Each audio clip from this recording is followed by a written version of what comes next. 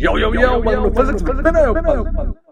Hi, I'm Vinay and I'm back. And इस lecture में I'm going to be talking about magnetic properties of matter, जो JEE Mains के लिए pure JEE Mains वाला topic है. ठीक है, so we are going to इस लेक्चर में I want to talk about magnetic properties of matter, Earth का मैग्नेटिक फील्ड, बार मैग्नेट्स, ये सब कुछ अपन कवर करेंगे. Right, let's take a look. तो सपोज मेरे पास एक मटेरियल है which is placed in the presence of an external magnetic field. There is some external magnetic field, uniform सब जगह है, and this material is placed in that external magnetic field.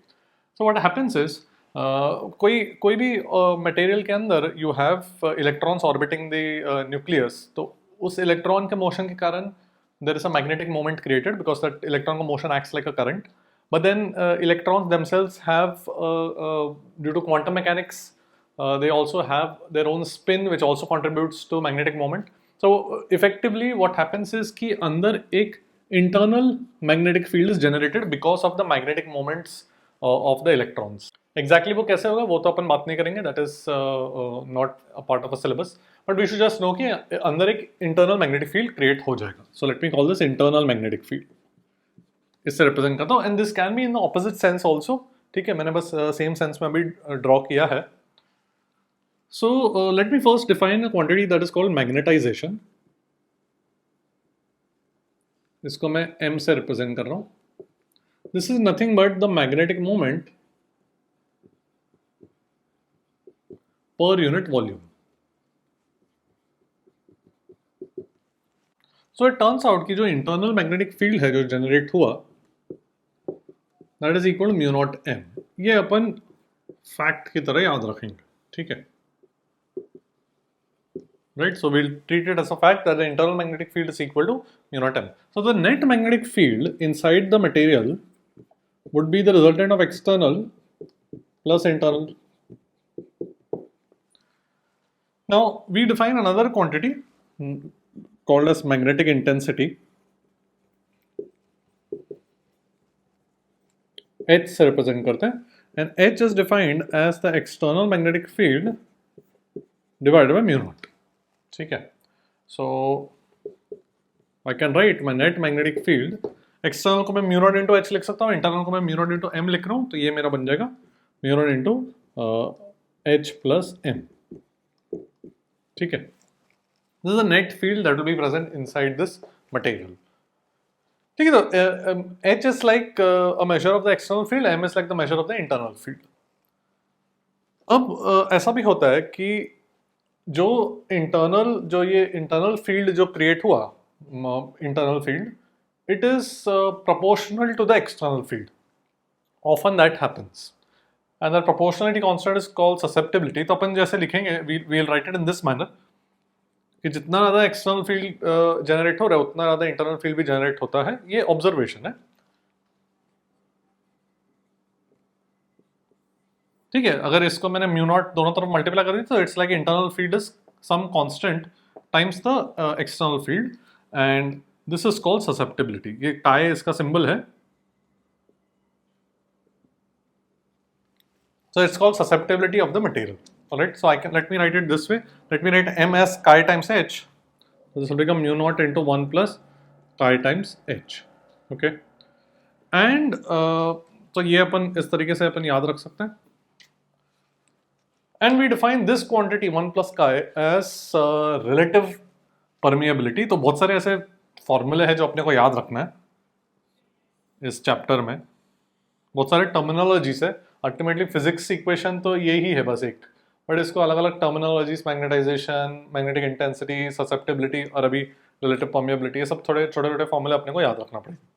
So we have mu r as relative permeability is defined as 1 plus chi. This is known as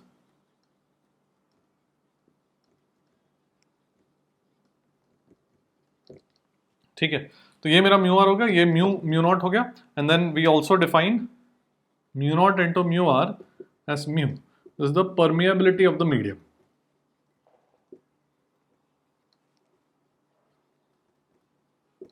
ठीक है, so then this will become result in कि net field becomes mu naught into mu r, उसको मैं mu लिख रहा हूँ, mu into H. Alright, so this are the सब सब जो भी मैंने डब्बे में रखा हुआ है वो सब अपने को याद रखना है. So internal field is mu naught times m, external field is mu naught times h, m is proportional to h via susceptibility. So net field comes out to be this 1 plus chi को मैंने mu r substitute कर दिया, that is just another variable, and therefore the net field comes out to be mu h. Alright, so external field is mu naught h, but the net field is mu h. वो अपने को ध्यान में रखना है. So देख लो, अच्छी तरह से देख लो, फिर एक आध क्वेश्चन करते हैं इस पे.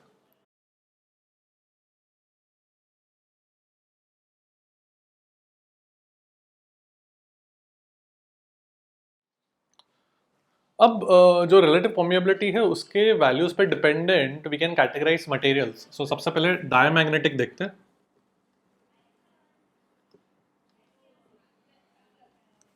तो डायमैग्नेटिक में what happens is mu r is less than 1 and greater than equal to 0. मैं म्यू आर को 1 प्लस काई लिख सकता हूँ, correct. So therefore chi is between 0 and -1.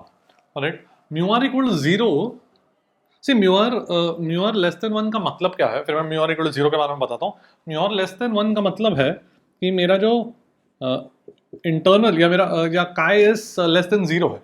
So internal field जो है that is opposite to external. Why? Because we had magnetization is chi times magnetic intensity. तो magnetization was proportional to internal field, intensity was proportional to external field. तो काई अगर negative है तो इसका मतलब they are in opposite direction. So अगर मेरे पास एक्सटर्नल फील्ड ऐसे है तो मेरा इंटरनल फील्ड ऐसे जनरेट हो जाएगा. ठीक है,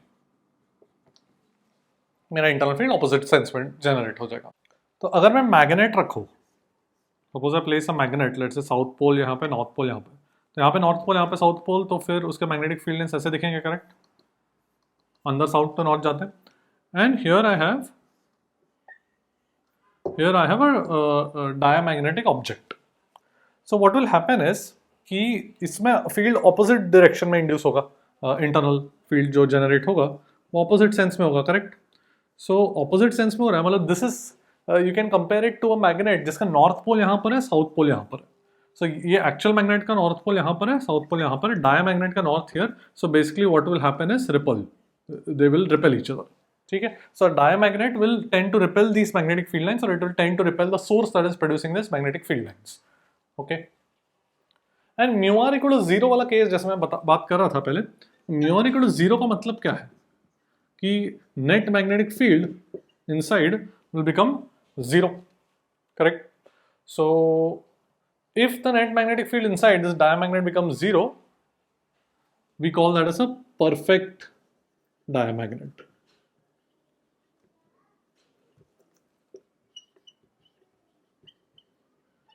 And this happens in superconductors.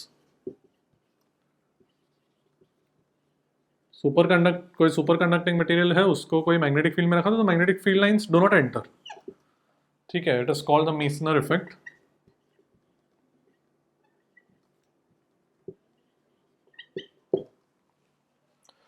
ठीक है, बस ये अपने को याद रखना है. देख लो, let's talk about पैरामैग्नेट्स.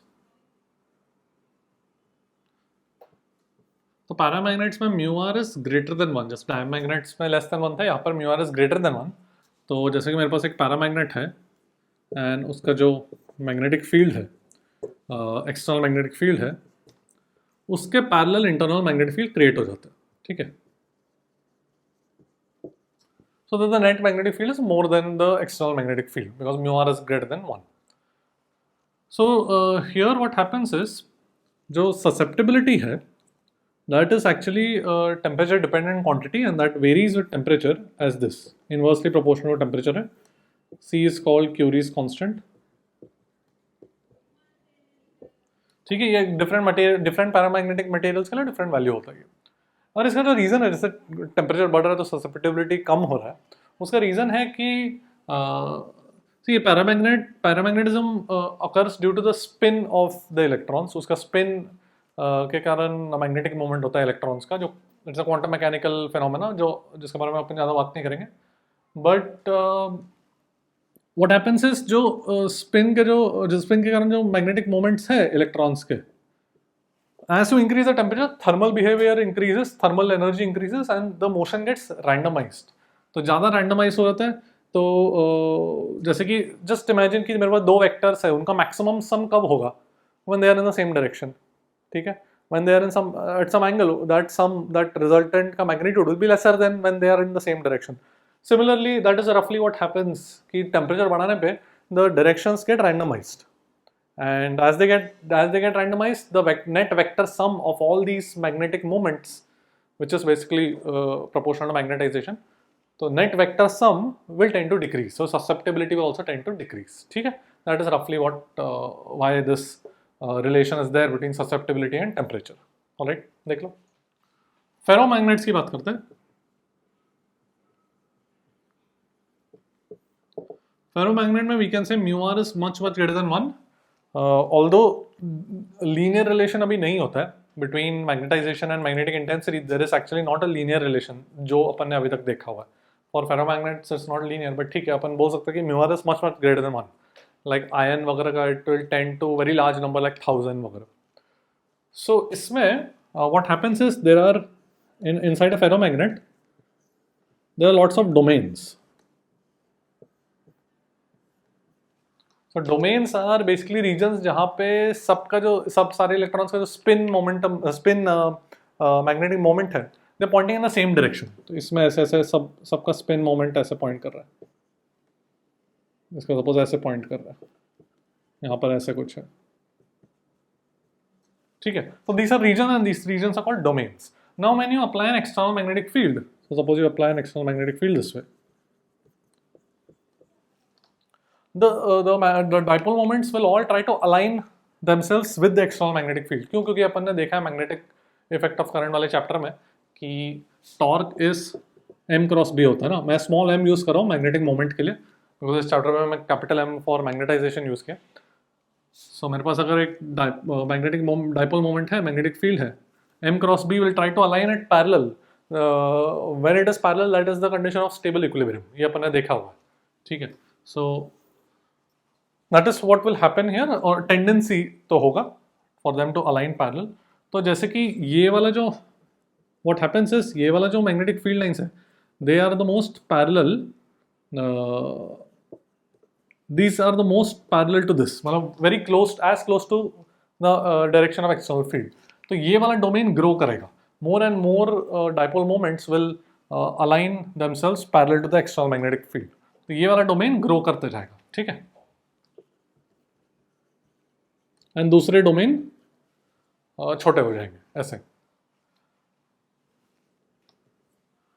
And when one domain dominates, एक ही पूरा डोमेन डोमिनेट कर गया, मतलब सारे ऑलमोस्ट सारे मैग्नेटिक मोमेंट्स अलाइन हो गए magnetic field, external magnetic field के साथ, तो we say that the ferromagnet is saturated.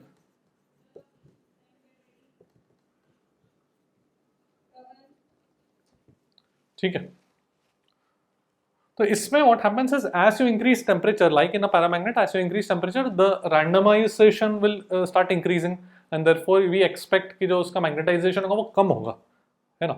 and because directions अभी random थोड़े होने लगेंगे, and जैसे जैसे magnetization कम होता है, at one point what is known as the Curie temperature,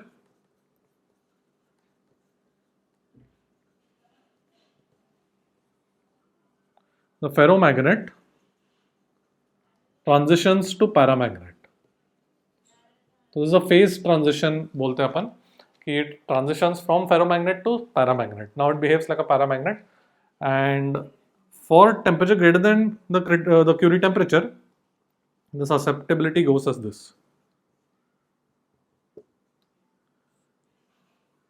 ठीक है, inversely proportional to the temperature difference starting from the Curie temperature. उससे जितना ज़्यादा बढ़ाते जाओगे उतना ज़्यादा, मतलब उतना कम ससेप्टिबिलिटी, उतना ससेप्टिबिलिटी डिक्रीज होता जाएगा. ठीक है, देख लो. Let's look at the hysteresis curve that occurs for ferromagnets के लिए होता है ये. सो लाइक आई सेड, फेरोमैग्नेट्स में the relation between magnetization and the intensity H वो linear नहीं है. So what we usually plot is the net magnetic field inside the ferromagnet versus H. H is representative of the external magnetic field. ठीक है.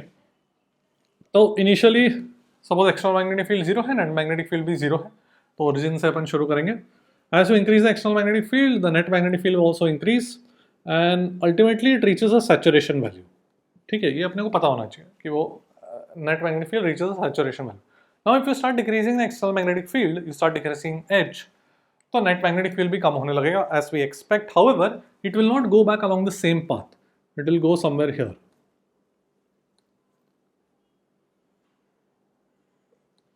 And therefore when it reaches this point, जब external field zero है तभी भी कुछ magnetic field बच गया अंदर, and that is how you make a permanent magnet. ठीक है, so ferromagnets can be used to make permanent magnets. तो अगर external field भी zero है तो कुछ तो net magnetic field बच जाता है अंदर. Alright, and then in order to reduce the net magnetic field inside to be zero, you'll have to apply an external field in the opposite direction. जो ओरिजिनल डायरेक्शन में लगाया था उसके opposite अभी लगाना पड़ेगा. सो ग्राफ पे you will have to basically apply a negative field. ठीक है, and then the same thing will happen in the opposite sense में सैचुरेशन पहुंचेगा एंड ऐसे. ऑलराइट, तो if I look at this point, let's say P and Q, so point P is the point where external field is zero but तो भी कुछ field अंदर बच गया. सो that is called retentivity. The magnetic field at that point is called retentivity or remanence. ठीक है, and Q is the field that has to be external field, external H value that has to be applied in the opposite sense in order to cancel out the total field inside the ferromagnet. So Q is called coercivity. The H value at Q is called coercivity. ठीक है. So often JEE main में बार बार इस ये qualitative question आया बहुत straightforward कि permanent magnets के लिए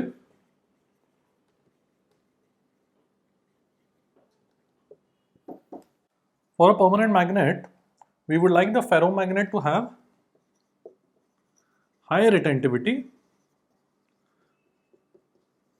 and high coercivity. This should make sense क्योंकि मतलब अगर मैंने मैग्नेटिक फील्ड एक्सटर्नल जीरो कर दिया तो we would still like high magnetic field to be retained in the ferromagnet to make a permanent magnet.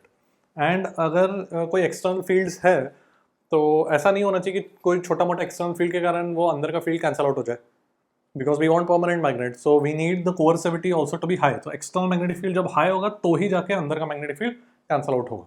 ठीक है, but on the other hand electromagnets are ones जहाँ पे अपने को जब करंट स्विच ऑन करते हैं तब भी मैग्नेटाइजेशन चाहिए, करंट स्विच ऑफ करते हैं तो अपने को मैग्नेटाइजेशन नहीं चाहिए. So for that we need low retentivity and low coercivity. ठीक है, और इसमें ये जो प्रोसेस है, this phenomena is called hysteresis, because ये जो पूरा लूप है, ठीक है, पूरा जो हिस्टेरेसिस कर्व है, हिस्टेरेसिस लूप है, इसमें हीट लॉस होता है.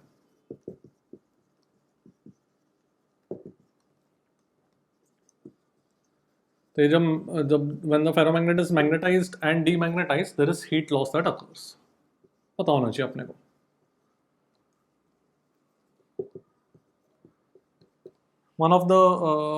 This is one of the reasons of power loss in a transformer. Transformer में we've seen कि वो जो iron core है वो मैग्नेटाइज भी होता है, डीमैग्नेटाइज भी होता है, बिकॉज मैग्नेटिक फील्ड ऑल्टरनेटिंग होता है, बिकॉज करंट ऑल्टरनेटिंग है ना. So that is one of the reasons for power loss in a real transformer. ठीक है, देख लो. Now let's look at the field due to bar magnets. Bar magnets पे आते हैं. तो bar magnets have a magnetic moment that points from south to north pole. और ये एक्चुअली अपन ने ऑलरेडी अपने चैप्टर में मैग्नेटिक इफेक्ट ऑफ करंट वाले चैप्टर में पूरा देखा हुआ है. तो बस this should be a quick recap. At an angle theta at very far away points, we know how to write the magnetic field. The magnetic field का radial component is given as mu naught m cos theta by 2 pi r cube, and the tangential component, this is my radial component and tangential component is this way, वो कितना आता है mu naught m sin theta by 4 pi r cube. ठीक है, ये तो अपने को पता है. It is exactly like a dipole moment. If you remember, the way we had written this was by replacing the electric dipole moment by the magnetic dipole moment, and 1 by epsilon naught को अपन ने mu naught कर दिया था. ठीक है.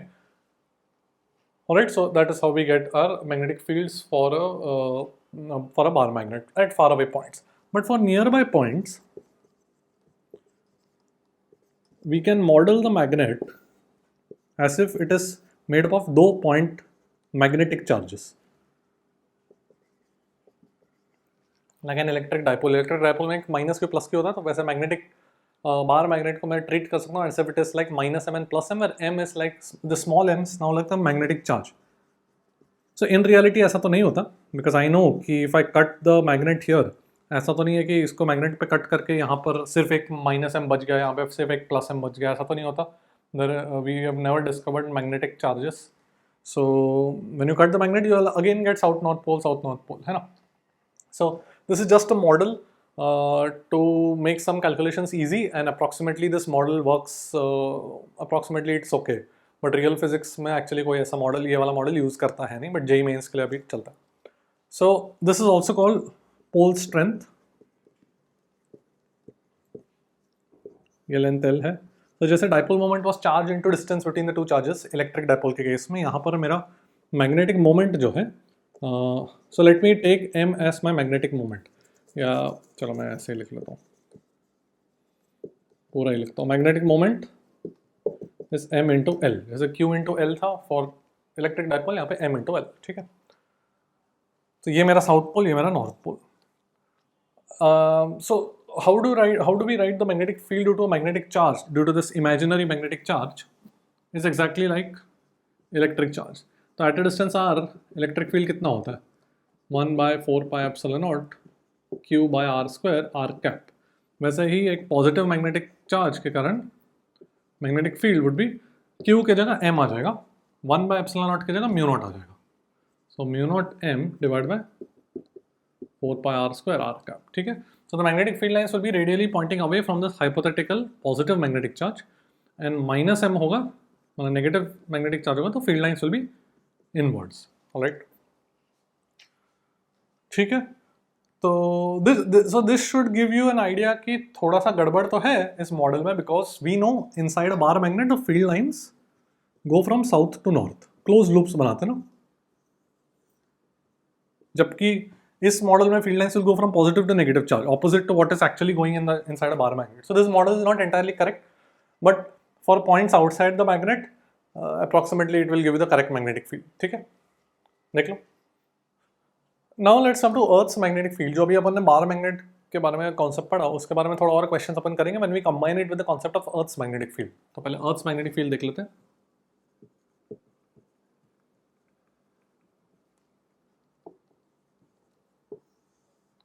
तो Earth का जो मैग्नेटिक फील्ड है, it is very similar to like that of a bar magnet. So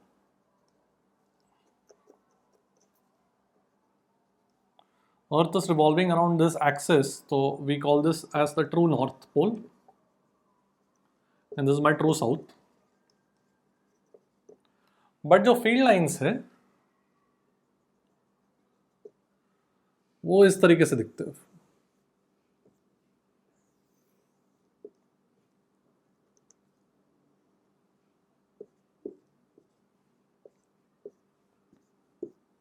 So the field lines are as if there is a magnet here.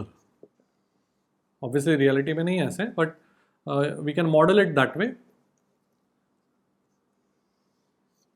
ठीक है, field lines यहाँ पे एंटर कर रहे हैं. This is like the magnetic axis. ये मेरा rotation वाला एक्सिस है, and this is my magnetic axis. ठीक है, you can also call this a geographical axis. This is my magnetic axis. So the magnetic axis and geographical axis are at some angle to each other. They are not parallel to each other. So this is what we call as the geomagnetic north pole, and this point here is called as the geomagnetic south pole.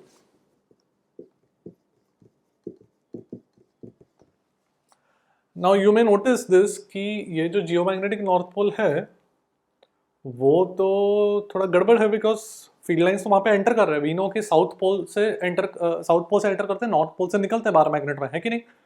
So historically what happened was the magnetic needle, ये जो मेरा यहाँ पे मेरा magnetic needle है, magnetic compass है, that will point in the same direction as the magnetic field, because equilibrium, stable equilibrium में we know कि the magnetic moment points in the same direction as the magnetic field. Torque zero होता है ना, m cross b करके. So people said कि जिस direction में magnetic compass point कर रहा है उसको north pole बोल दिया. So we know कि actually these field lines will enter the south pole. अगर यहाँ पे magnet के terms में अपने को सोचना है तो this will actually enter the south pole. But historically पुराने ज़माने में ज़्यादा फिजिक्स नहीं आता था लोगों को, तो फिर दे सेड कि इसी को नॉर्थ बोल दिया, इसको साउथ बोल दिया. ठीक है. सो ठीक है, we should just understand that geomagnetic north pole and geomagnetic south pole, if we think in terms of physics, magnets के terms में, तो this should actually represent the south pole and this should represent the north pole. Field lines are coming out from here. Okay. So we defined two terminologies. एक तो है कि geographic meridian.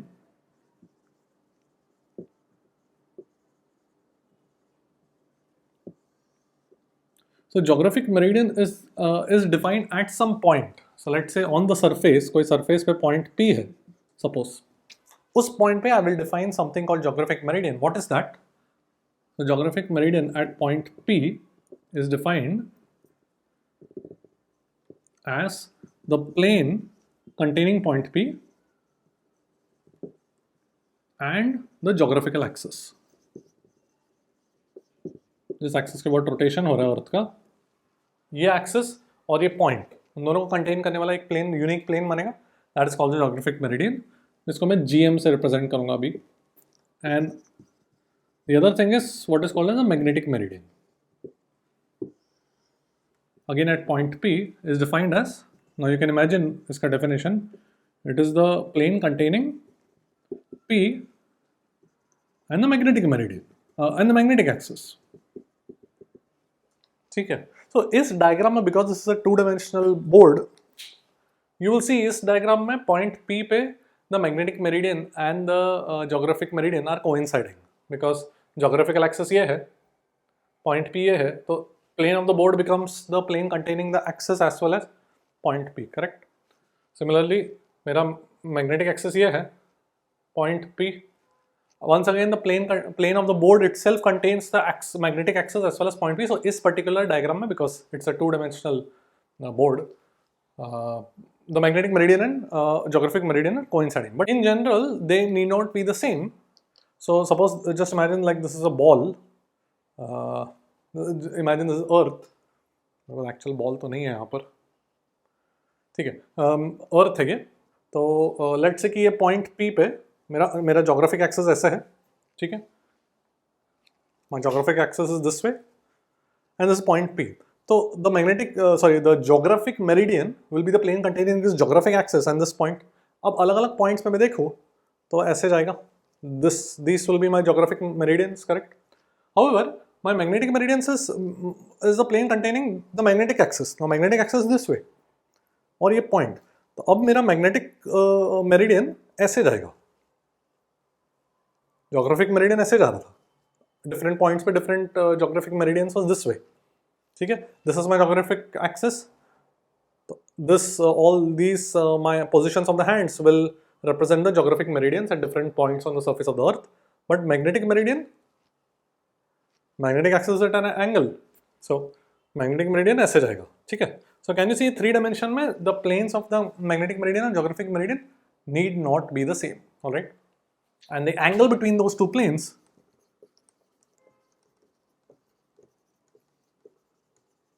इसको theta बोलते हैं. It is called the declination angle या angle of declination, just एक नाम है. ठीक है. सो मैग्नेटिक मेरिडियन का जो सिग्निफिकेंस है is that the magnetic field lines at any point on the earth lie in the magnetic meridian. The magnetic field का जो लाइंस है they lie in the magnetic meridian. ठीक है. At this point P जो magnetic field lines है they lie in the magnetic meridian. वो अपने को याद रखना. Alright. देख लो. Now let's look at the concept of dip angle. So अपन ने ऑलरेडी देखा कि magnetic field of Earth lies in the magnetic meridian at any given point on the Earth surface. तो सपोज ये मेरा जोग्राफिक मेरिडियन है at some point. ये ऐसा geographic meridian का प्लेन है. लेट्स से मेरा मैग्नेटिक मेरिडियन है एट दैट पॉइंट. ठीक है. And this is the common vertical. Now this is very difficult to visualize on the surface of Earth. Visualize करना मुश्किल है, बट वो अपने क्वेश्चंस सॉल्व करने की ज़रूरत है भी नहीं वो विजुअलाइज करने को. लाइक ऐसे वो 3 डायमेंशन में ऐसे अपने को विजुअलाइज करना पड़ेगा magnetic meridian and geographic meridian. So this is my declination angle, angle of declination, angle between the 2 planes. ठीक है. ओके. सो ये मेरा हॉरिजॉन्टल है. So horizontal is a plane है ना, वर्टिकल के perpendicular. Horizontal is a plane. ये मेरा वर्टिकल है ना, horizontal is a plane. So the horizontal line that it lies in the magnetic meridian, वो ये लाइन है. ठीक है. उससे जो एंगल मैग्नेटिक फील्ड बना रहा है अर्थ का, that is called the dip angle. ठीक है. सो मैग्नेटिक फील्ड कुछ ऐसा है. ये मेरा वर्टिकल है, ये पूरा मेरा हॉरिजॉन्टल है. So dip angle is the angle with the of the magnetic field with the horizontal. But which line in the horizontal? The line which is lying in the magnetic meridian. ठीक है. Because the entire magnetic field lies in the magnetic meridian. ये जो magnetic meridian वाला plane है, ये ऐसे है. ठीक है. This is the magnetic meridian, this is my geographic meridian, and my magnetic meridian में my magnetic field is this way. Right. और ये जो हॉरिजॉन्टल है मैग्नेटिक मेरिडियन में, उससे कितना एंगल बना रहा है मैग्नेटिक फील्ड अर्थ का, that is what is called as dip angle. Alright. So let's say कि BH is the horizontal component of the Earth's magnetic field. ये सब अर्थ के मैग्नेटिक फील्ड की बात कर रहे हैं. And BV is the vertical component of earth's magnetic field. तो कुछ नहीं, मैं बस लिखने वाला हूँ tan डेल्टा इज व्हाट. ठीक है. मतलब this component will be BH horizontal वाला, और जो नीचे वाला कंपोनेंट होगा वो BV. ठीक है. तो tan delta is obviously y component by x component, जैसे वेक्टर्स में अपन करते हैं. ओके. देख लो. Now we define something called as apparent dip. That is nothing but the angle made by the magnetic field of earth with respect to horizontal in some other plane.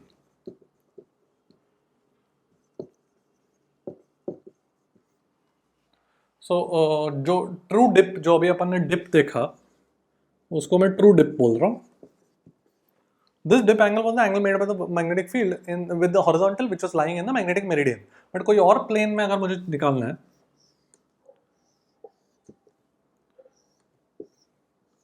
तो ये मेरा magnetic meridian है. This plane can be geographic meridian और it can be any other plane. ठीक है. Let's say there is angle theta. So theta here need not be angle of declination. It will be angle of declination if this plane is geographic meridian, but it can be some other plane also. General बात कर रहा हूँ मैं. तो मुझे पता है कि मेरा magnetic field lies in the magnetic meridian. ठीक है. ये एंगल मेरा डेल्टा है.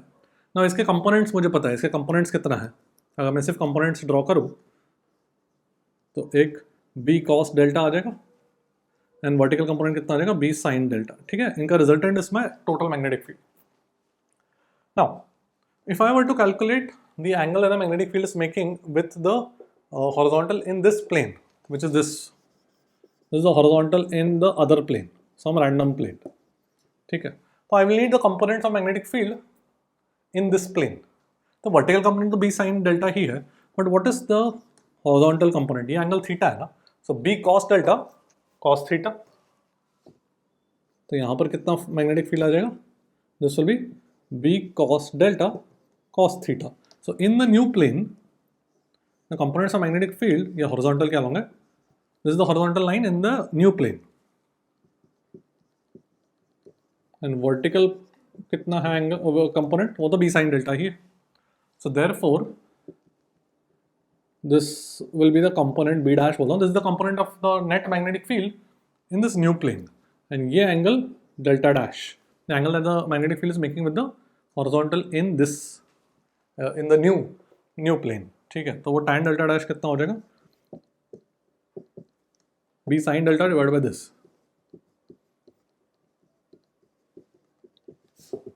सो tan delta divide by cos theta, ठीक है।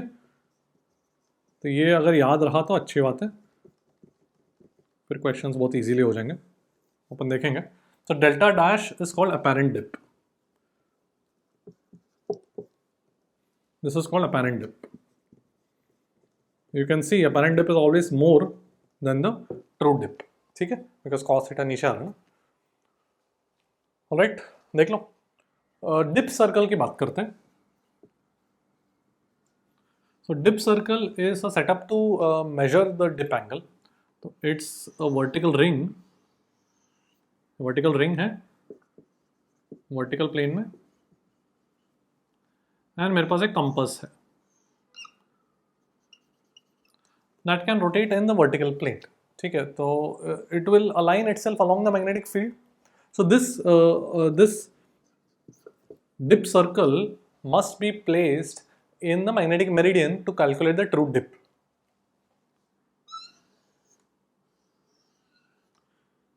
तो ये जो एंगल होगा,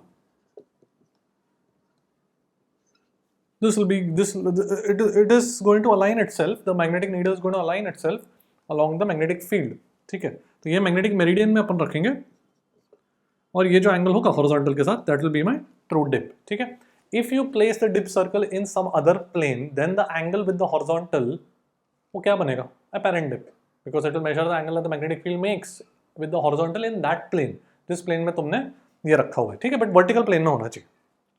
ऑलराइट, न्यूट्रल पॉइंट की बात करते हैं। So neutral point is the point where the horizontal component of net magnetic field is zero.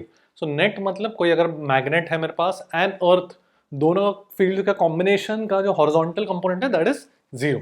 So let me just write that down. Neutral point is a point where the horizontal component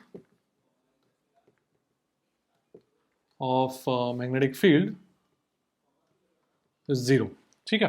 तो इस पे एक question भी आया था, I think 2021 में एक आया था कि सिंपल सा क्वेश्चन आया था, मैं यहाँ पे बता देता हूँ कि न्यूट्रल पॉइंट दिया गया था, आई थिंक लेंथ दिया था न्यूट्रल पॉइंट का, मैग्नेट का लेंथ दिया था, और मैग्नेटिक मोमेंट पूछा था, और अर्थ का भी मैग्नेटिक फील्ड दिया था। सो बेसिकली अर्थ का मैग्नेटिक फील्ड जो हॉरिजॉन्टल कंपोनेंट है उसके बराबर ऑपोजिट डायरेक्शन में मैग्नेट का मैग्नेटिक फील्ड होना चाहिए। And we know how to calculate magnet का magnetic field, we saw earlier also by replacing this magnet by two magnetic charges m and minus m, and we saw an example where we calculated the field on the equatorial plane, है ना। तो वैसा वाला simple सा example आया था। Let's do another question. तो मेरे पास सपोज एक ऐसे बार मैग्नेट है केप्ट वर्टिकली, तो ये वर्टिकल प्लेन है, ठीक है। ये नॉर्थ पोल है, ये साउथ पोल है, this is given to be 8 centimeters and 6 centimeter दूर पे we get a neutral point, ये बोला गया, ठीक है। और इसका जो पोल स्ट्रेंथ है इस मैग्नेट का 1 एम्पियर मीटर, ठीक है। पोल स्ट्रेंथ का यूनिट्स क्या होगा? Magnetic moment divide by length, magnetic moment has the units of current into area, current into length square, so this will B current into length, ठीक है। हाँ, तो पूछा गया इस पॉइंट पे फाइंड द मैग्नेटिक फील्ड का हॉरिजॉन्टल कंपोनेंट ऑफ अर्थ। अर्थ के मैग्नेटिक फील्ड का हॉरिजॉन्टल कंपोनेंट कितना होगा? बेसिकली जितना मैग्नेट का होगा उतने के मैग्नेट्यूड के बराबर अर्थ का भी होगा, because resultant should be zero, ठीक है। सो मैग्नेट का तुमको यहाँ पे horizontal component of magnetic field निकालना होगा, alright. Try it out, then take a look at my solution. Alright, so I can replace this magnet by ऊपर एक प्लस एम नीचे एक माइनस एम, है ना। नॉर्थ पे प्लस एम, नीचे माइनस एम, और एम का वैल्यू 1 दिया गया अपने को, ठीक है। 1 एम्पियर मीटर दिया हुआ है पोल स्ट्रेंथ का वैल्यू, ये मैग्नेटिक चार्जेस का वैल्यू, ऑलराइट। तो ये 8 सेंटीमीटर है, दिस इज 6 सेंटीमीटर, तो ये 10 हो जाएगा।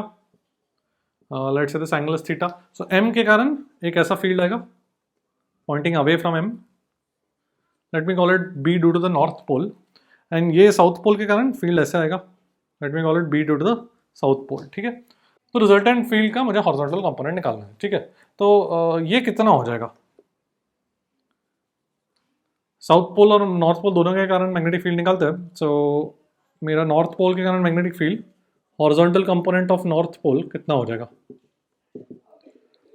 पूरा मैग्नीट्यूड कितना है?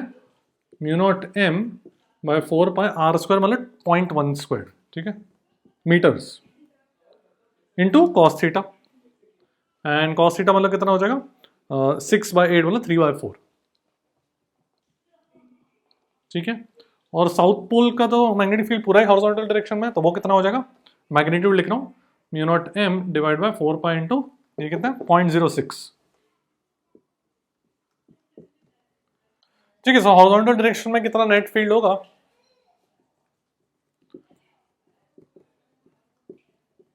Correct, B S south pole के कारण minus B N cos theta which is this entire thing. So this minus this, तो कितना हो जाएगा? सो एम का वैल्यू तो 1 है, तो mu naught by 4 pi common ले लेता हूँ, तो ये कितना आ जाएगा?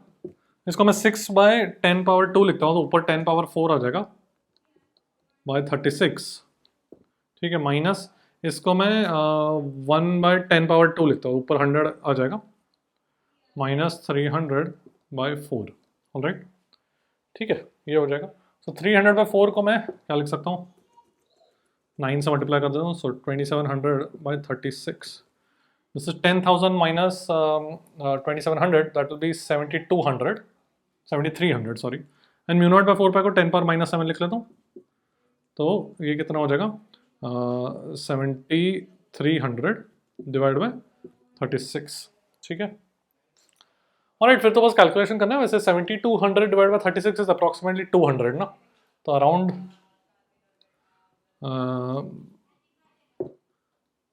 36 ये कितना आ जाएगा? 36 ट्वाइस 200, 36 इंटू 2 इज 72, और 100/36 मतलब कितना? 100/36 इज अराउंड 3, अराउंड 3 मान लेते चलो. ठीक है, 1 डेसिमल प्लेस तक. So this will be 2.3 या 23 माइक्रो टेस्ला. राइट, तो ये मेरा आंसर हो जाएगा. ठीक है, कॉन्सेप्ट काफी स्ट्रेट फॉरवर्ड है. Just replace the magnet by 2 charges, get the field. That's it. देख लो. Let's look at vibration magnetometer.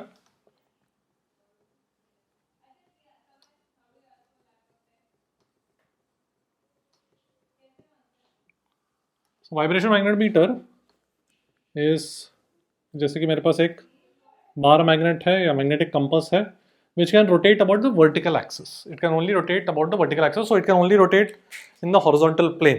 ठीक है, वो रिस्ट्रिक्शन है उस पर. तो सपोज ये नॉर्थ साउथ पोल है, ये नॉर्थ पोल है. ठीक है, अगर मैं टॉप व्यू देखूं, ये मेरा टॉप व्यू है, साउथ नॉर्थ.